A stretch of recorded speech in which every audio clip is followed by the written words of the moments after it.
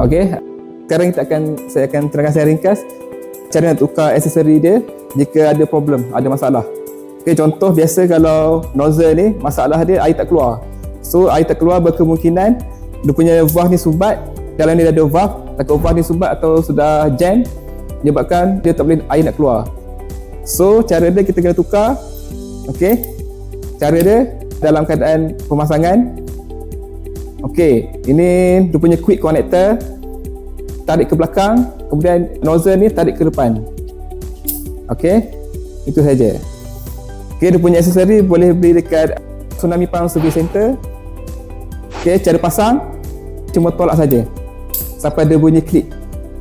Kemudian kita akan tukar, contoh dia punya quick connector ni pecah.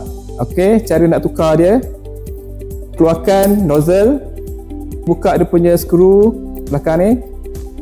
Okey, kemudian tarik keluar. So, customer boleh dapatkan spare part ni dekat service center. Okey, dia datang one set macam ni.